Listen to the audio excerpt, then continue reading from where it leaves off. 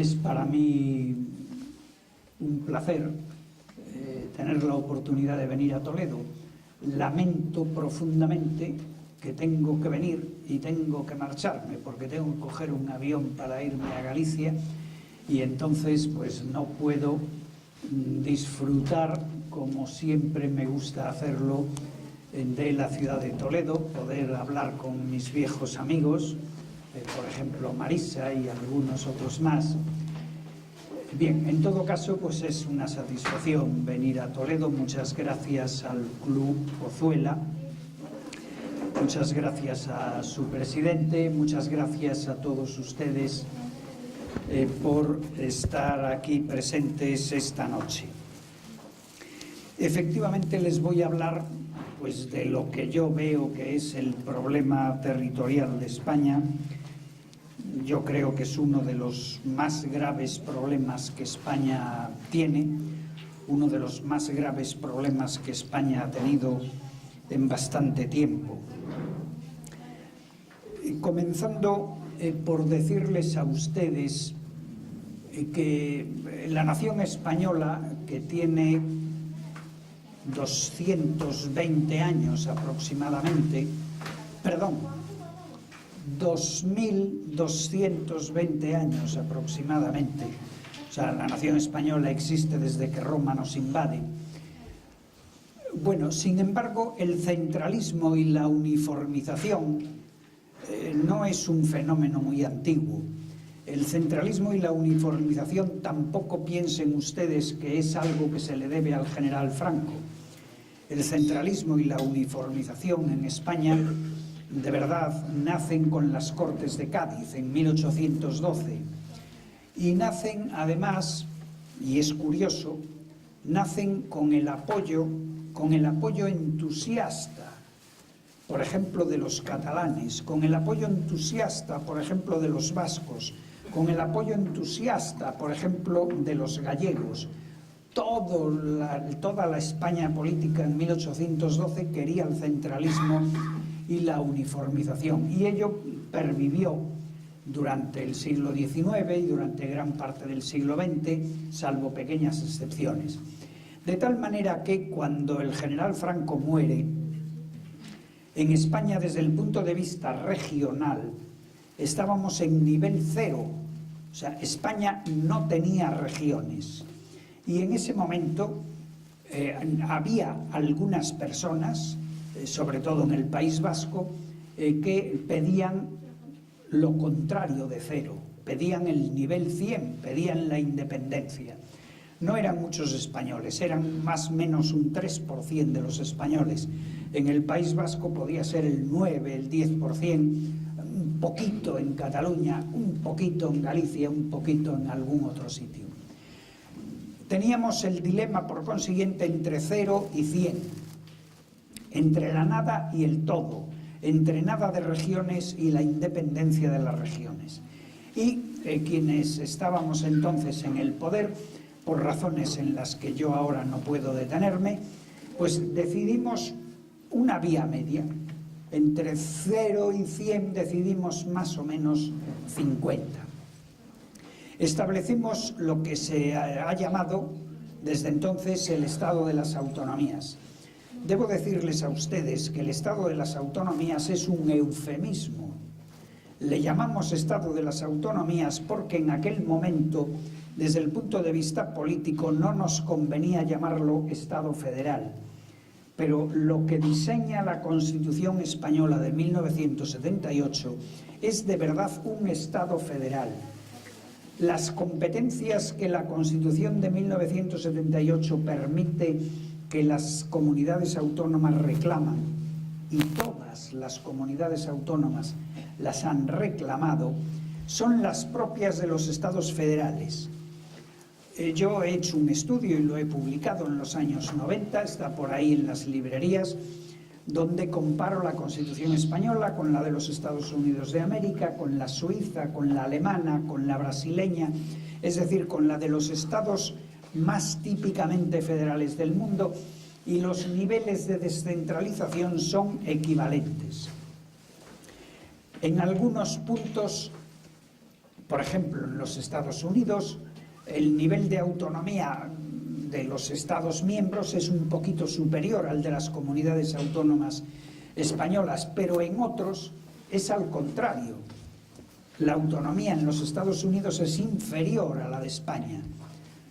Washington, el poder central de Washington en los Estados Unidos, tiene más facultades de orden público dentro del estado de California que Madrid dentro de Cataluña o del País Vasco. Diseñamos entonces un Estado federal. Ya me adelanto a decir que, por consiguiente, quienes ahora dicen que hay que construir un Estado federal, bueno, pues lo dicen con toda su buena fe, con todo... No les critico, pero lo que digo es que realmente no tienen ni idea de lo que, del tema del que están hablando, de lo que es un Estado federal y de lo que es la Constitución española, en mi opinión, y con todos los respetos. Fue, por consiguiente, lo que hicimos en la transición fue pues algo, digamos, bastante generoso, el Estado federal, pero en cambio la Constitución española es radicalmente contraria al Estado confederal. No es lo mismo federal que confederal. No voy a explicar las diferencias, pero voy a manifestarles que el Estado español, según la Constitución, no es confederal por muchas razones. En primer lugar, porque la Constitución española consagra la nación de España. La nación española está consagrada en la Constitución española, pero de una manera tremenda. Según la Constitución, no es la nación española la que depende de la Constitución. Es al contrario, dice la Constitución que es la propia Constitución la que depende de la nación. La Constitución se fundamenta en la nación española. Según la Constitución, la nación española está por encima de la Constitución. Es algo que está fuera y al margen de la Constitución. Es, decimos en derecho político, es metaconstitucional. No es un Estado confederal porque la soberanía, dice la Constitución, la soberanía reside en el pueblo español, no en el pueblo gallego, ni en el catalán, ni en el andaluz, ni en el castellano manchego, ni en el vasco, no, reside en el pueblo español. Y porque España, dice también la Constitución, es la patria común e indivisible de todos los españoles. Y a continuación, dice también la Constitución que las Fuerzas Armadas tienen como misión, entre otras, la de defender la integridad territorial de España.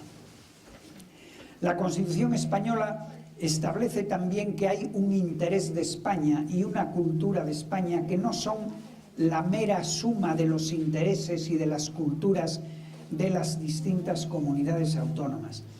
La Constitución española, si bien es verdad que permite la existencia de comunidades autónomas, no las establece obligatoriamente. Son una comunidad autónoma en España, según la Constitución, es solamente una posibilidad. Puede haberlas y puede no haberlas. Y las comunidades autónomas en la Constitución tienen un techo máximo de competencias. El Estado, por el contrario, tiene en el artículo 149 una larguísima lista de competencias exclusivas, no solamente en la legislación, sino también en la ejecución. Según la Constitución española, el derecho del Estado es superior al de las comunidades autónomas. El Estado tiene la facultad de dictar leyes de armonización en asuntos que son competencia propia de las comunidades autónomas. Es verdad que eso no se ha usado nunca, pero el Estado, según la Constitución, puede dictar leyes de armonización en materias propias de las competencias de las comunidades. Y el Estado tiene la facultad de intervenir una comunidad autónoma cuando no cumpla sus funciones, cuando perjudique al interés general. Intervenir quiere decir que puede suspender total o parcialmente una comunidad autónoma. Esta es la posición que establece la Constitución española.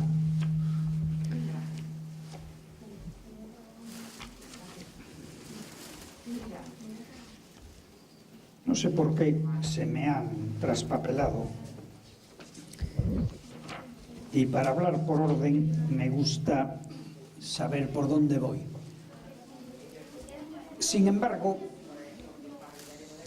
a partir del año 1980, 2 años después de aprobada la Constitución, se desató lo que yo llamo una espiral diabólica. Se hizo un quiebro de la Constitución. No voy a entrar ahora en las razones de por qué, ni lo que yo hice, ni lo que otros hicieron. Lo cierto es que a partir de ese momento se empezó a operar un cambio. Después de ello, se le dieron primero todas las competencias a todas las comunidades autónomas. A continuación empezó un proceso que se llamaba entonces de relectura de la Constitución. Vamos a leer de nuevo la Constitución a ver cómo damos más cosas a las comunidades autónomas. Sigue después un camino de violaciones de la Constitución. Esto, que la palabra que estoy utilizando es muy dura, pero la Constitución española está totalmente violada por las comunidades autónomas y por el Poder Central, naturalmente, con el consentimiento del Poder Central. A partir del año 1993, en contra de lo que yo digo que establece la Constitución, ha empezado el camino confederal de España. Desde 1993, desde que Felipe González pierde la mayoría absoluta en 1993, el Estado no solamente respeta las competencias de las comunidades autónomas, el Estado no se mete en la vida de las comunidades autónomas, no entra a la actuación de las comunidades autónomas, pero en cambio el Estado empieza a establecer que las comunidades autónomas sí que entran en las competencias del Estado. En Madrid empieza a compartir sus competencias exclusivas con las comunidades autónomas.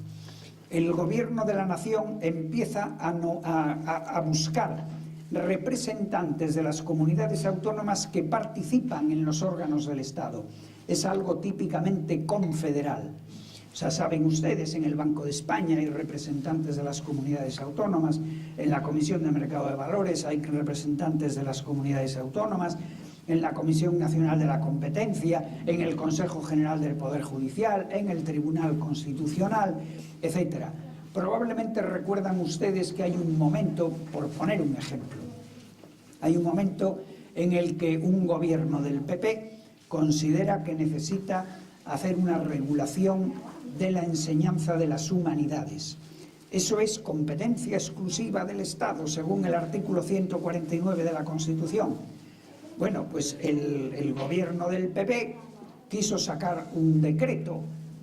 Bueno, no quiso sacarlo, lo sacó. Y entonces protestaron las comunidades autónomas, se guardó en el cajón y empezó un proceso de negociación que duró más de un año con las comunidades autónomas hasta regular las humanidades de la manera que a las comunidades autónomas les pareció conveniente. Bueno, y así llegamos al fin del siglo XX. Cuando empieza el siglo XXI, ya ni siquiera el sistema confederal es aceptado por la periferia. Probablemente ustedes recuerdan, como yo, que en el año 2008 José Luis Rodríguez Zapatero en la campaña electoral dijo: si yo gano las elecciones, lo primero que haré será convocar una conferencia de presidentes de las comunidades para regular el tema de la violencia de género. Bueno, eso que era, iba a ser lo primero que iba a hacer, no lo hizo. ¿Por qué no lo hizo? No porque no quisiera, es que ya los presidentes de las comunidades autónomas no quieren venir a las conferencias de presidentes. Las conferencias de presidentes siempre han sido algo puramente insustancial, protocolario, se reúnen, hacen una declaración, se la dan a la prensa, pero ya ni eso, porque ya entramos al final del siglo XX en esa espiral diabólica de la que yo hablé, que comenzó en 1980, ya hay comunidades que lo que quieren es la bilateralidad, no estar en una mesa juntos todas las comunidades autónomas, sino hablar de tú a tú al Estado como si fueran la República de Venezuela o Ucrania, etcétera. Ya quieren la bilateralidad, ya quieren el soberanismo, ya quieren, como ustedes saben, la independencia. El Estado está perdiendo, hace muchos años que el Estado español, el poder central del Estado español, ha perdido su capacidad operativa. Yo en el año 2005, que escribí un libro sobre este tema, hice algunos cálculos y, por ejemplo, examiné el último ministerio que yo desempeñé, que fue el de Educación, lo comparé el de entonces, 1980, con el del año 2005, y llegué a la conclusión de que el Ministerio de Educación en 2005 es un 5% en competencias de lo que era el Ministerio de Educación que yo gestioné. En conjunto, el Gobierno de la Nación probablemente pues es un 10, como no creo que llegue a un 15% de lo que era en 1980. El señor Rodríguez Zapatero dijo en un momento, cuando empezaba su mandato, que el Estado, el poder central del Estado, tiene muchísimo que dar, porque conserva más del 90% de la capacidad de regulación de la vida nacional. Bueno, la capacidad de regulación se refiere al poder legislativo, que es solo uno de los poderes, pero en fin, vamos a suponer que fuera todo. Yo en ese libro de 2005 hice la búsqueda aleatoria de un día cualquiera, me busqué todos los boletines oficiales de todas las comunidades autónomas y estuve haciendo el cálculo, me pasé unas horas haciendo el cálculo y resultó que el Estado dictaba un 7,66% del número de disposiciones del conjunto de los poderes de comunidades autónomas y Estado. Por consiguiente, un 92 y pico % las comunidades autónomas. Es decir, exactamente lo mismo que dijo José Luis Rodríguez Zapatero, solo que al revés. No es el Estado el que tiene más del 90%, son las comunidades autónomas las que tenían más del 90%. Bueno, y luego ese 7,62% del Estado, hay que tener en cuenta que muchas de las normas del Estado que salen en el boletín oficial son transposiciones de directivas europeas, es decir, que no son del Estado, y que otras sí son del Estado, como el Plan de Humanidades, pero negociadas con las comunidades autónomas. Aparentemente las cosas no son así. La gente no tiene, o por lo menos no tenía hasta hace muy poco, no tenía conciencia de que las cosas son así. Yo sostengo la tesis de que es llamativa la resistencia de los pueblos para percibir los cambios que está viviendo. Siempre se percibe lo que ha ocurrido, pero no lo que está ocurriendo. Yo digo, el acontecimiento probablemente más duro, más importante de la historia que recordamos ha sido la caída del Imperio Romano. Piensen ustedes que la caída del Imperio Romano fue un retroceso de 1400 años, por lo menos 1400 años, en el nivel de la civilización de Occidente, de Europa. Sin embargo, como fue un proceso que no se produjo en un solo día, sino que se produjo a lo largo del tiempo, los ciudadanos de Roma no eran conscientes de que Roma estaba desapareciendo. Incluso cuando en el año 410 Alarico conquista Roma, toma Roma, que ya hacía mucho tiempo que los bárbaros habían traspasado el Rin y los Pirineos, que ya, por ejemplo, España ya hacía tiempo que estaba invadida, ya hacía tiempo que los hispanorromanos habían pasado a ser los siervos de sus antiguos siervos bárbaros. Bueno, pero incluso cuando en el 410 cae Roma, la gente no se da por enterada, no se da por enterada. ¿Por qué? Bueno, pues porque la hija del emperador Gala Placidia vuelve a Roma, porque los bárbaros de vez en cuando hacen declaraciones de que se entienden bien con el imperio, ¿no? O sea, como ahora pues el presidente de la Generalidad que aparece en el coche con el rey, cosas de ese estilo, porque de vez en cuando hay algún repunte de la actividad del imperio. Solo cuando en el año 476 por fin los bárbaros echan a un tal Rómulo Augustulo, que era el que tenía el título de emperador, solo cuando lo echan de su palacio y cuando ya no hay nadie que vista los uniformes del imperio, solo se dan cuenta entonces los ciudadanos romanos de que Roma se ha acabado, cuando Roma realmente ya hacía más de 60 años que había desaparecido. Y a nosotros nos pasa lo mismo. Suelo poner el ejemplo del Ministerio de Educación. Vayan ustedes a Madrid por la calle de Alcalá y verán el Ministerio de Educación, el mismo edificio que había desde el tiempo de Primo de Rivera. Y da la impresión de que no ha cambiado nada. Si les dejan los guardias de la puerta, yo les invito a que se paren ustedes en la puerta, párense ustedes, y verán que allí no entra nadie. Donde entra la gente es en un edificio más arriba donde está la Consejería de Educación de la Comunidad de Madrid. Seguimos con los mismos palacios, la Moncloa, la Zarzuela, seguimos con los aviones, con los coches, y creemos que las cosas siguen igual. Ustedes en las provincias siguen viendo el mismo edificio que antes era Gobierno Civil, pues ahora se llama Delegación del Gobierno. Bueno, allí dentro, ¿qué se hace? Muy poquito, es el jefe del jefe de policía, poco más. Bueno, pero los edificios siguen y tenemos la ilusión de que el Estado se mantiene, y creo que no es así. El Estado español carece del peso necesario para gestionar los intereses nacionales, no hoy, ya hace mucho tiempo. Ustedes, por ejemplo, creo que han vivido en Toledo y en otros muchos sitios, pero ustedes también específicamente, saben que los gobiernos del Estado, el actual y los anteriores, pues están compuestos por gente con buena intención y que quiere hacer buenas cosas, naturalmente. Ustedes conocen que llevamos muchos años pensando que hay que hacer un plan hidrológico nacional, porque España está tirando millones de metros cúbicos de agua al mar, cuando media España está sedienta.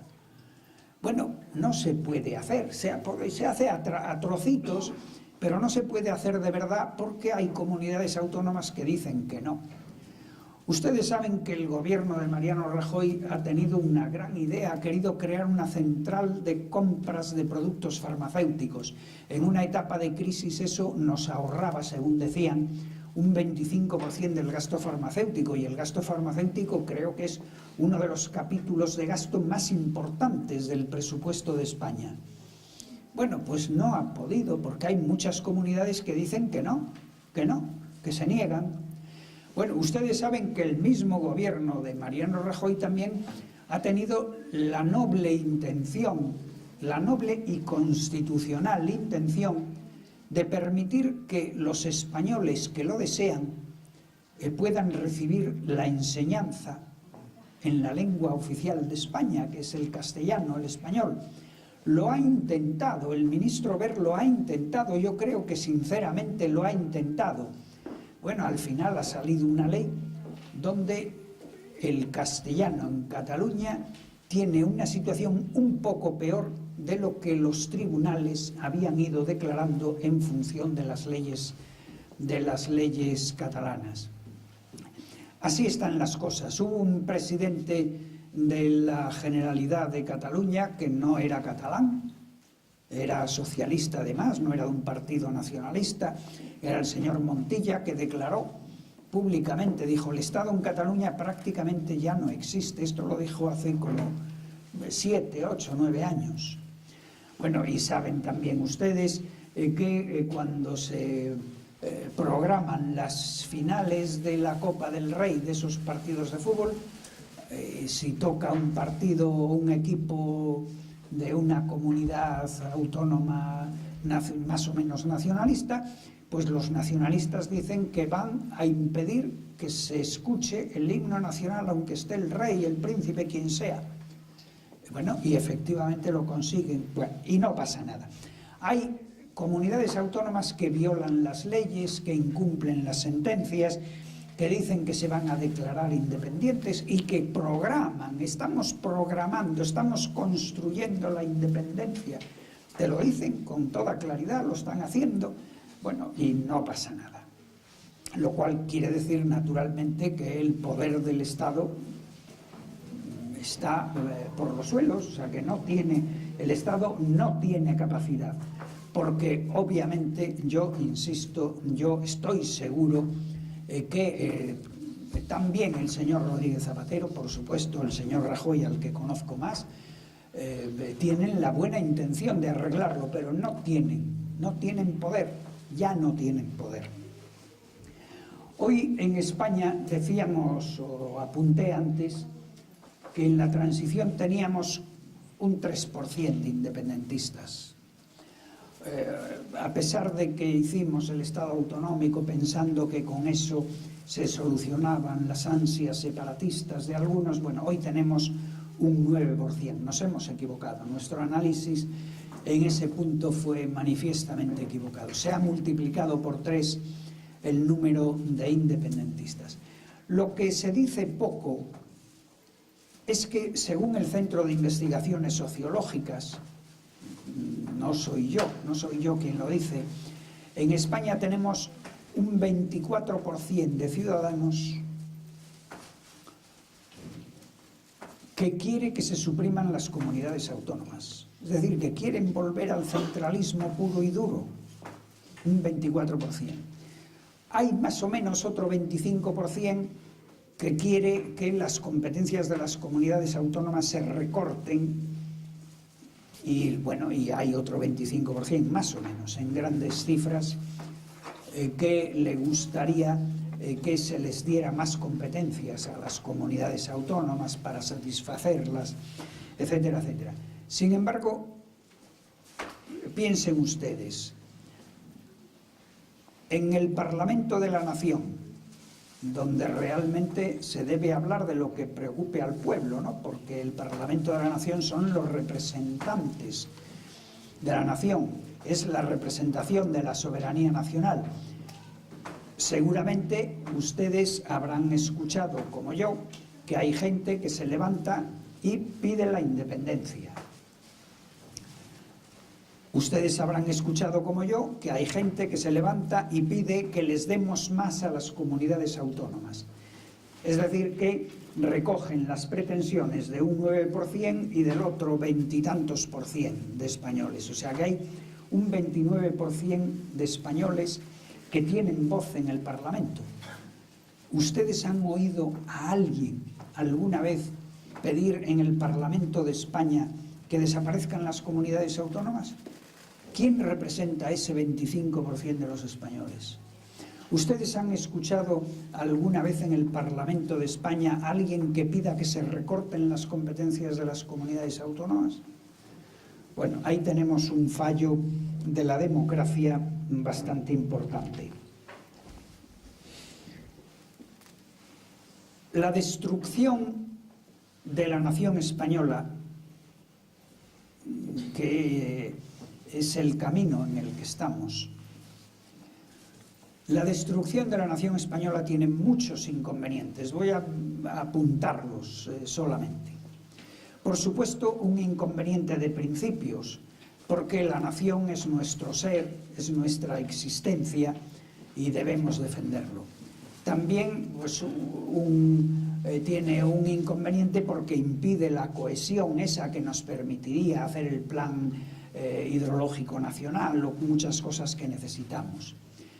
Pero también tiene graves inconvenientes desde el punto de vista de eso que llamamos el bienestar de los españoles, desde el punto de vista de la economía. No nos dejemos engañar pensando que el interés económico de España lo defiende la Comunidad Europea. Europa naturalmente defiende el interés de Europa, pero no el interés de cada una de las naciones de Europa. Europa, dice el filósofo Gustavo Bueno, Europa es una biocenesis. Quiere decir que unas naciones, unas partes de Europa, viven comiendo al resto de las partes de Europa, como ocurre en otros muchos aspectos en la naturaleza y en el mundo. Todas las Europas que han existido, y han existido muchas, nadie piense que el invento europeo es un invento de los últimos tiempos. Desde la caída del Imperio Romano de Occidente, Europa se está creando y se está destruyendo permanentemente. Todas las Europas que han existido, la Europa de Carlomagno, la Europa de los otones, la Europa de Carlos V y de Felipe II, de los Austrias españoles, la Europa de Luis XIV, la Europa de Napoleón, la Europa de Hitler, todas las Europas que han existido han sido siempre creaciones al servicio de los intereses de la nación dominante que promueve esa Europa, e incluso las Europas que se proyectaron y no llegaron a existir. Y la Europa actual, por supuesto, también. El general de Gaulle decía: Europa es un condominio franco-alemán. Lo declaraba públicamente, es un condominio franco-alemán. Naturalmente él murió antes de que ya dejara de ser un condominio franco-alemán, porque ya es solamente un dominio alemán. Y bueno, y no hay más que ver qué pasa con los tipos de interés, con los tipos de cambio, que obviamente se establecen los que le conviene a la nación dominante en Europa. No hay más que ver lo que nos pasa con las cuotas lácteas, bueno, con muchas cosas. En resumen, los españoles de todas las regiones, los catalanes, los vascos, los gallegos, los castellano-manchegos, los andaluces, los canarios, haríamos bien en defender la unidad de España si es que queremos evitar que nuestros hijos no tengan más salida que la de ir a trabajar a Hamburgo, ponerse a las colas de Hamburgo si es que les dejan, porque ahora ya empiezan a no dejarles. Bueno, o con suerte, pues permanecer en España al servicio de algunos intereses extranjeros que se puedan montar dentro de nuestras fronteras. Hay un inconveniente más que tampoco puedo dejar de contárselo a ustedes, aunque sea sumamente desagradable decirlo. Yo utilizo una frase que me parece que es muy redonda y muy explícita. Las naciones se crean con sangre y las naciones se desintegran con sangre. Y no se engañen ustedes pensando que no, que ahora ya no. Siempre ha sido así. A finales del siglo XX, en Europa todavía estábamos con guerras por la desintegración del Imperio turco y del Imperio austrohúngaro, que se había producido en 1918. Pero todavía ahora, en el año 2014, todavía se está derramando sangre como consecuencia de la desintegración del Imperio soviético. Es el caso de Ucrania, que probablemente no será el último.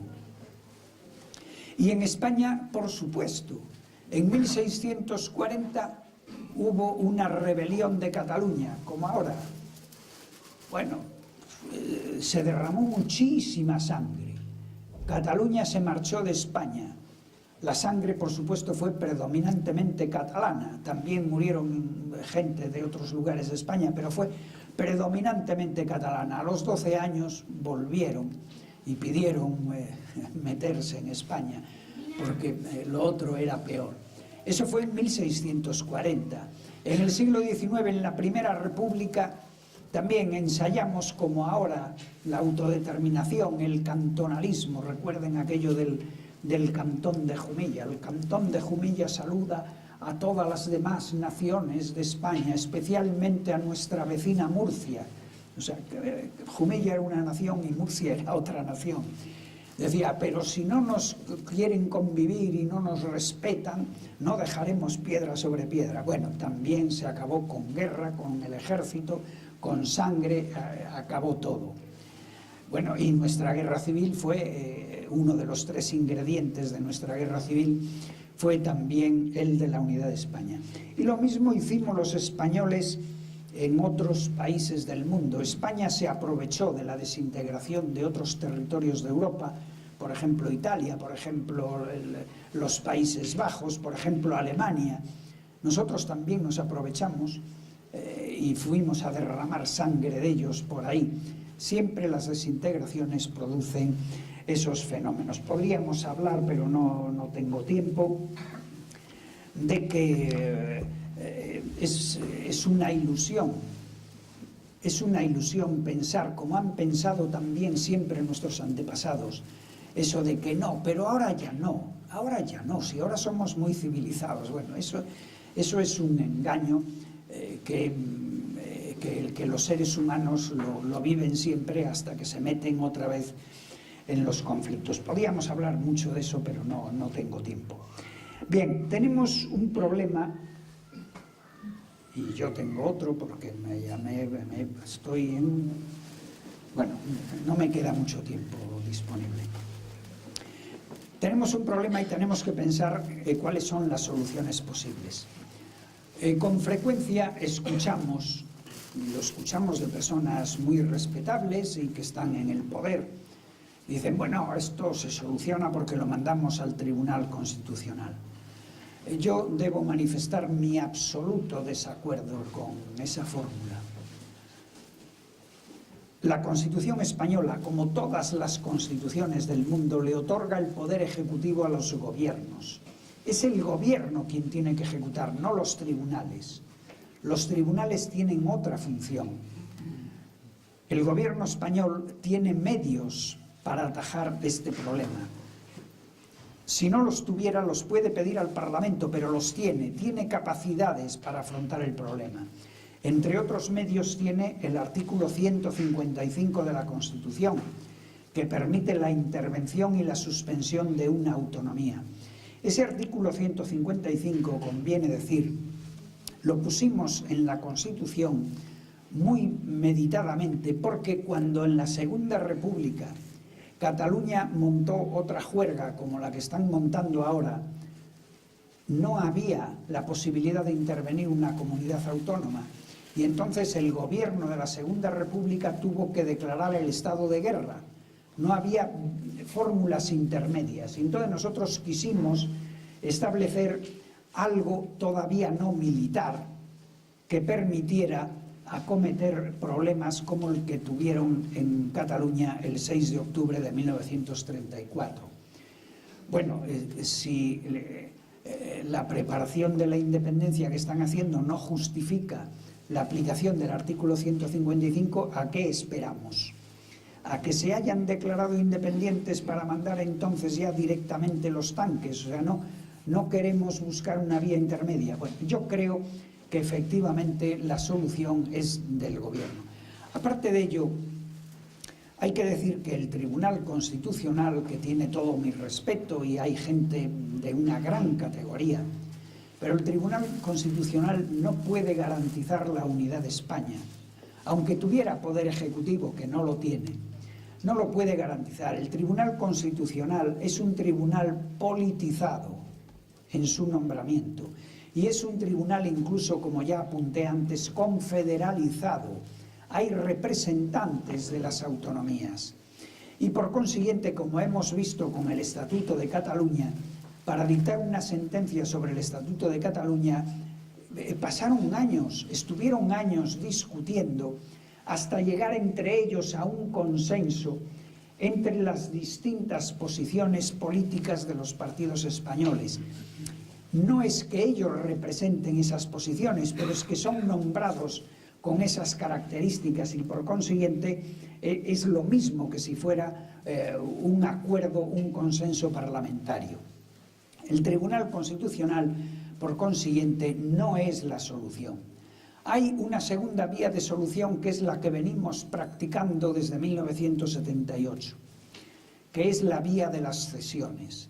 Cuando te plantean un problema, venga, vamos a darle algo de lo que nos piden para que se callen. Vamos a ganar tiempo. Bueno, así llevamos muchísimo tiempo. Es la táctica que tenía Enrique IV de Castilla. Yo creo que Enrique IV alguna conexión con Toledo debió tener. Enrique IV de Castilla practicó esa política. Bueno, no acabó con España porque llegaron los reyes católicos a tiempo, sino efectivamente hubiera acabado con España. No hay nada que despierte más el hambre de los poderes autonómicos que la política de cesiones y de apaciguamientos. Yo, el último libro que hasta ahora he publicado, tengo un capítulo sobre la guerra en el cual examino cómo la política de apaciguamiento es una de las principales causas de las guerras. Paradójicamente, no es la política belicista, es la política de apaciguamiento. Está muy estudiado, yo no me lo he inventado, ya lo dice Tucídides desde la guerra del Peloponeso, ya desde la antigüedad remota. Y no voy a entrar ahora en ello porque me saldría de mi tema, pero los dirigentes de las comunidades autónomas son personas, no es que sean más inteligentes, son personas normales, como cualquiera de nosotros. Y ellos saben que en la Constitución dimos 50 y a continuación vinieron, sobre todo de los de algunas autonomías, a pedirnos 60. Bueno, y les dimos 55. Y después nos pidieron 70 y les dimos 65. Y después 80 y les dimos 75. Bueno, en este momento estábamos en 90 y nos piden en Cataluña, nos piden 100. Los vascos están ahí escondidos esperando al momento oportuno. Pero bueno, estamos ya entre 90 y 100. ¿Y qué es lo que pasa con el poder central del Estado? Pues lo que pasa es más o menos lo siguiente. El Partido Socialista, y debo decirlo en honor a ellos, defienden la unidad de España. Quieren mantener la unidad de España. Y yo estoy muy contento de que lo digan así de claro. Pero quieren una fórmula federal, un referéndum para hacer una... ¿Y en qué consiste? Pero es para que queden confortables, es decir, para darles más. De 90 a 100, pues no sé qué quieren, 97, 96, no lo sé bien, pero quieren darles más. Bien, el Partido Popular también defiende la unidad de España, muy claramente, yo también estoy muy contento. Pero, bueno, pues el señor presidente del gobierno ya declaró un día que vino el señor Mas a verle que no, ahora no hablamos del concierto económico. En este momento de ninguna manera se habla, pero ya veremos más adelante. Bueno, y la gente del PP en Cataluña dice que se negociará el equivalente al concierto económico. Es decir, también se les quiere dar más. Y de hecho se les ha estado dando más durante estos 2 o 3 últimos años. La fórmula del concierto económico conviene que la tengamos en cuenta los que no somos catalanes ni vascos. Es la fórmula que pide la burguesía catalana. No quiero que lo que voy a decir suene a crítica. Simplemente, bueno, ustedes saben que cuando alguien del gobierno central va a Cataluña, se va a reunir con los empresarios catalanes. Prácticamente no se reúne más que, pues eso, con los círculos económicos de Cataluña. El concierto económico es lo que quieren los empresarios catalanes. No quieren independizarse. Ellos no quieren independizar, quieren el concierto. Claro, el problema es que el concierto seguramente también lo quiero yo. Y lo queremos todos. Porque, ¿qué es el concierto económico?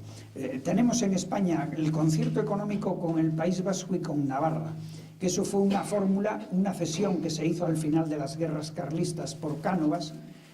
Como ustedes saben, ese es el momento en el que el País Vasco y Navarra empiezan a quedar por encima del resto de España, porque claro, pagan menos que el resto de los españoles y dan lo que quieren, porque como hay que acordarlo, para los gastos comunes dan lo que quieren y por consiguiente siempre dan menos de lo que les corresponde. Si hacemos esto ahora con Cataluña, que son 7 millones de habitantes, prepárense ustedes, vayan preparando pues, un agujero más en el cinturón, porque habrá que sacrificarse por ellos. Los nacionalistas, cuando empezaron esta última campaña en Cataluña, ya sabían de sobra que de 90 a 100, con el ruido que armaran, pues conseguirían una situación intermedia. Naturalmente saben que cuanto más ruido armen, más llegan a 100 y menos se acercan a 90. Y la posición que obtengan, pues este año, el año que viene, la posición que obtengan, yo soy optimista, yo creo que el año que viene no pasará nada, se les dará algo, pero en fin, esa posición que obtengan será el suelo desde el cual empezarán a plantear la siguiente reivindicación. O sea que dentro de 4 o 5 años, entonces la reivindicación estará, el problema estará no entre 90 y 100, sino que a lo mejor estará entre 96 y 100, más o menos. Dándole ahora, quizá el año que viene, dándole a Cataluña lo que dicen que le va a dar el Partido Socialista para que se sienta confortable, Mariano Rajoy, que dice que bueno, que ya buscaremos la fórmula. Bien, dándoles eso, dándoles por ejemplo 95, pues probablemente se va a conseguir un éxito más o menos aparente. O sea, el gobierno y la oposición podrán decir, pues Cataluña no se ha declarado independiente, no hemos tenido 2000 muertos en la calle, y dirá, estupendo. Bueno, yo creo que no es estupendo. Se habrá seguido el camino equivocado que nos lleva a estrellarnos contra la pared, y eso lo tenemos que saber. ¿Recuerdan ustedes a Chamberlain? Chamberlain era el primer ministro británico al que Hitler le planteaba las reivindicaciones, la de los Sudetes, la de Austria, la de tal, ¿no? Y entonces Chamberlain hizo una declaración que, si no leemos que es Chamberlain, pensaríamos que es Rodríguez Zapatero o Mariano Rajoy, porque dice, mi política con Hitler es el diálogo, la razón, la persuasión y, por supuesto, ventajas económicas. Bueno, obviamente Hitler, cuando ve que Chamberlain cedía en todo eso, se crecía, como pasa siempre con las políticas de apaciguamiento. Y al final, bueno, los británicos, por supuesto, jubilaron a Chamberlain, lo echaron de mala manera, llamaron a Churchill. Bueno, pero al final tuvieron que ir a la Segunda Guerra Mundial producida por esas cesiones. Se equivocó Chamberlain, se equivocó Pi Margall. Pi Margall fue el presidente de la Primera República Española. Pi Margall era muy autonomista, era partidario de las nacionalidades y del federalismo. Y Pi Margall decía, cuando estalló el cantonalismo y se veía ahí el problema, decía que había que darle hilo a la cometa. Ya lo recogeremos, démosle hilo y ya lo recogeremos.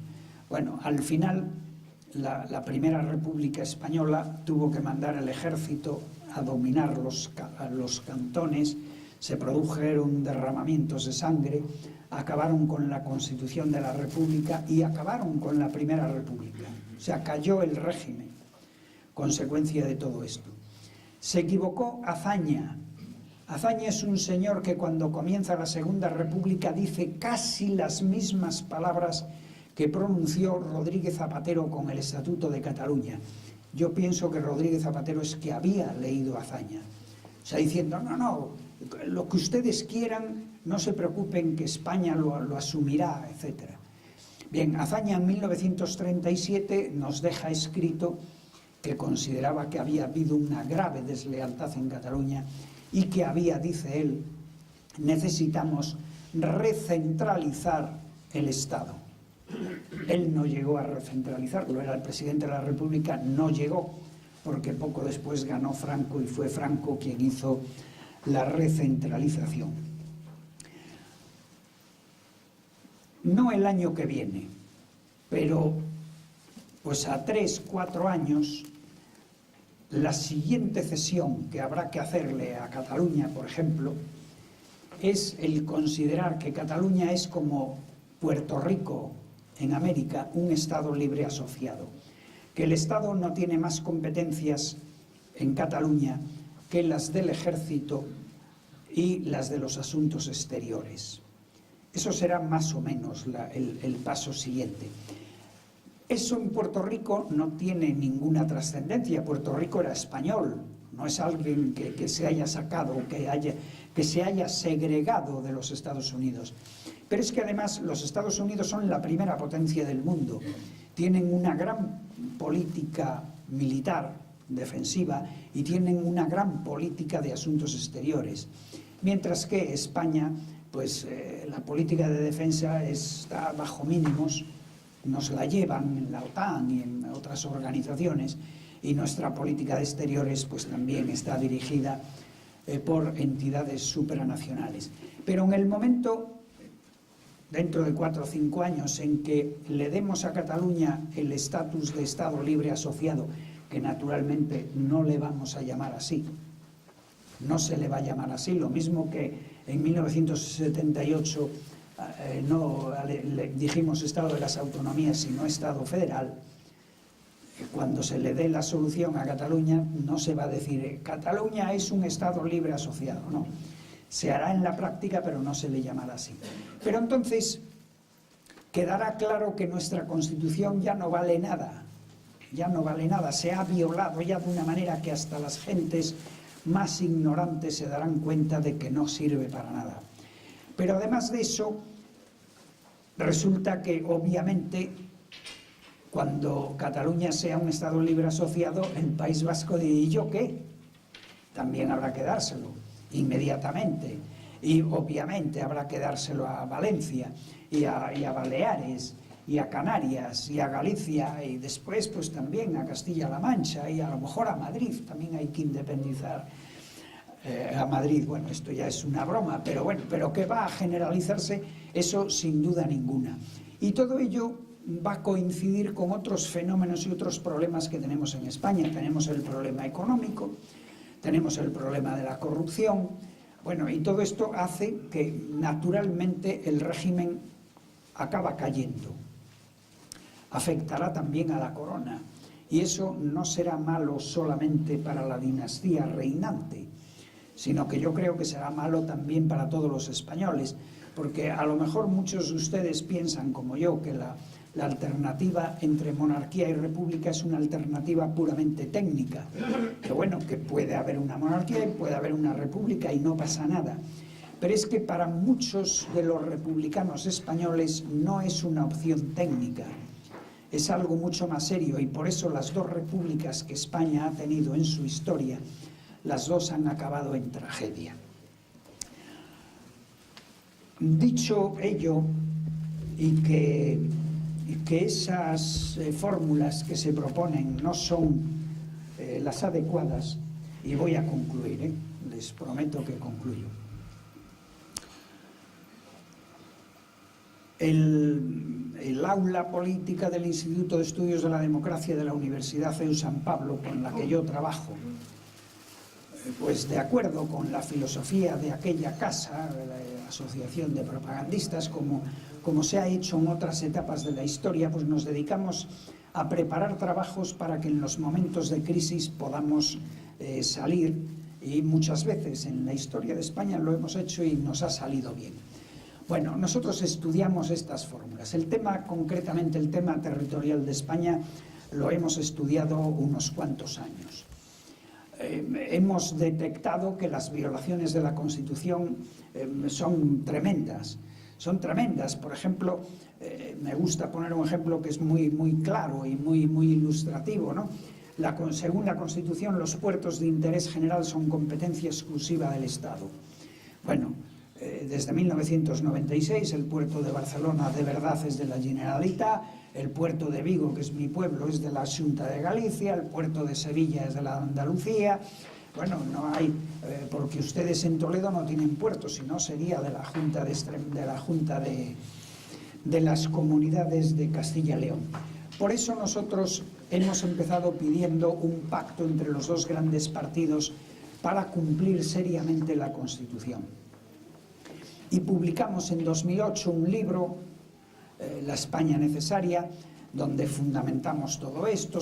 Yo se lo entregué personalmente a Rodríguez Zapatero, que como es una persona muy educada y muy simpática, me dijo que lo tendría en cuenta y confía en mí, José Manuel, confía en mí. Bueno, se lo entregué a Mariano Rajoy, que como ustedes saben es, digamos, más serio y menos simpático, pero me dio las gracias también. Bueno, pasaron los años y naturalmente nadie nos hizo caso. Nadie nos hizo caso. Nosotros creemos que hay muchas personas en el Partido Socialista y en el Partido Popular, muchos incluso dirigentes de los dos partidos que piensan lo mismo que nosotros, que de verdad piensan lo mismo que nosotros, que se dan cuenta de que no están ganando tiempo, sino que están perdiendo tiempo, porque cada vez la solución del problema va a ser más difícil y más traumática. Pero sin embargo, no pueden porque los partidos tienen mucho poder y tienen muchas limitaciones y ellos no pueden acometer la solución. Ante esto nosotros nos planteamos entonces la alternativa de la revolución y nos hemos pronunciado en contra. Nosotros estamos en contra de la revolución. Estamos en contra de la revolución no solo por razones de legalidad, no solo porque algunos de nosotros pues, añoramos el consenso de la transición, no solo porque las revoluciones, pues vete a saber cuántos muertos traen, nunca se puede saber, sino además porque las revoluciones se sabe cómo empiezan, pero nunca se sabe cómo van a acabar. Hay infinidad de ejemplos. Yo estaba en el gobierno cuando estalló la revolución del Irán y todo el occidente creímos, estábamos emocionados, creímos que se iba a establecer la democracia en Irán, echando al Shah de Persia. Bueno, resultó, como ustedes saben, que pues son 30 años de un fundamentalismo como si fuera la Unión Soviética o peor. Bueno, ya ha pasado con la primavera árabe de hace poquito, en el norte de África también empiezan, y toda la prensa dijo la primavera, el juvenilismo, no sé qué, las nuevas tecnologías, un desastre. Por eso nosotros no queremos la revolución. Nosotros ambicionamos y proponemos una fórmula legal, pacífica, democrática y constitucional. Y entonces, ¿cómo se puede aplicar? ¿Cómo somos tan ingenuos de pensar que es posible una fórmula legal, democrática y constitucional si los dos grandes partidos no lo van a hacer? Bueno, entonces, según nuestro análisis, es que los regímenes cuando caen en el mundo, nos lo dice la historia, nos lo enseña la historia, a veces caen por una revolución, pero no siempre. Con frecuencia los regímenes políticos caen por implosión, por agotamiento, por incapacidad. Y entonces se produce un fenómeno que hasta el día anterior es absolutamente increíble, y es que las clases políticas se suicidan. Esto hay que repasar la historia para creerlo. O sea, esto es lo que pasó en España el 14 de abril de 1931. Nadie disparó un tiro. El ministro de la Gobernación en la Puerta del Sol de Madrid simplemente se marchó a su casa y dejó la silla para que lo ocupara un republicano. Y así en todos los ministerios. Y el rey, por supuesto, se escapó también. O sea que esto ocurre. Esto nos pasó a nosotros en la transición. Y yo colaboré a ello, o sea que hubo una clase política que decidió hacerse el harakiri para que entraran otros a gobernar. Esto pasó en Francia en 1958. cuando el presidente René Coty llamó al general de Gaulle y le dijo: venga usted, ¿qué es lo que se necesita para que esto ocurra sin revolución? Se necesita primero que haya una situación política agotada. Nosotros creemos que la situación política española, si no está agotada, está a punto de agotarse. O sea, nos queda muy poquito recorrido. En segundo lugar, que en el momento de la crisis, en el instante antes de la revolución, como pasó en París en el año 1958, cuando se sabía que si no iban a venir los paracaidistas de Argel, en ese momento anterior, que haya alguien que tenga una fórmula preparada, no que empiece a pensar, porque si se empieza a pensar la revolución estalla necesariamente, sino que haya una fórmula preparada y grupos de gentes que estén dispuestas a apoyar esa fórmula. Bueno, eso es lo que nosotros hemos querido hacer, y nos hacemos la ilusión de que ese día antes de la revolución, cuando las cosas estén a punto de hundirse, el poder moderador, que en España lo tiene el rey, en Francia era René Coty, ya con el apoyo patriótico interesado, no es lo mismo, de los partidos mayoritarios, pues que llame a alguien que tenga una fórmula y unos apoyos para ponerla en marcha. Y por eso hemos nosotros preparado una fórmula. No puedo entrar en detalles de nuestra fórmula. Nosotros proponemos el qué y el cómo. El qué con detalle, perfectamente articulado, apartado primero, apartado segundo, apartado tercero, y el cómo. ¿Qué pasos tenemos que dar para que ese cambio constitucional y de sistema se pueda producir pacíficamente? No proponemos que desaparezcan las comunidades autónomas. No proponemos nada que exija una reforma constitucional agravada. Saben ustedes que hay dos fórmulas de reforma constitucional, la simple y la agravada. La agravada prácticamente es entrar en un proceso de no menos de 1 año y medio. Y 1 año y medio en la víspera de una revolución lo que hace es acelerar la revolución. No es posible estar discutiendo con espíritu revolucionario durante 1 año y medio. Lo que buscamos es un sistema que permita que el poder central del Estado vuelva a tener capacidad para gestionar los intereses nacionales y cerrar el sistema. Se acabó el error que hemos cometido en la transición de dejar abierto el proceso autonómico. No, lo que se establece de una vez para siempre y ya no se discute. Bueno, esa fórmula, que realmente son 2 alternativas las que proponemos, están en un libro. Yo me he olvidado de traerlo para enseñárselo a ustedes. Quien quiera de ustedes que lo desee, se lo puede pedir a Marisa, que sabe cómo conseguirlo, o me lo piden a mí y también lo consiguen.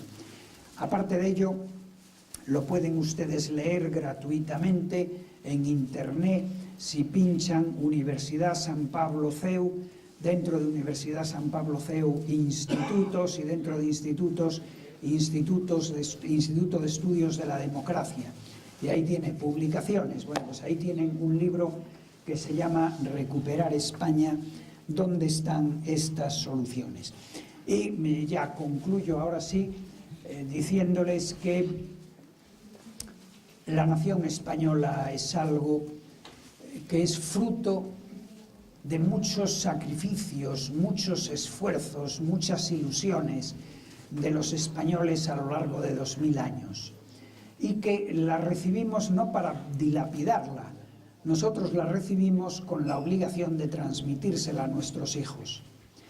A lo largo de los 2200 años de existencia de la nación española, hubo muchos momentos en que parecía que todo se hundía, que nuestra unidad se deterioraba, que nuestra cohesión desaparecía. Sin embargo, siempre la nación española se recuperó. Siempre se recuperó incluso con mayor ímpetu. Siempre se recuperó sorprendiendo especialmente a aquellas otras naciones que creían que nos habían dominado. Yo estoy acabando de leer la biografía de los 4 tomos de Marx Galó sobre Napoleón. Bueno, es curioso ver la sorpresa que él se lleva. Él creía que España era un atajo de desgraciados que nos dominaba. Bueno, cuando vio que el imperio francés se hundió por la defensa española. Siempre nos hemos levantado, siempre hemos resucitado y siempre hemos vuelto a la pujanza. En este momento, bien, estamos en trance de hacer almoneda de España. La realidad es que ese es el camino que llevamos. Sin embargo, yo lo que he querido decirles, después de pintarles el sombrío panorama que tenemos delante, es que podemos solucionarlo, y si podemos solucionarlo, debemos solucionarlo, y que hagámoslo.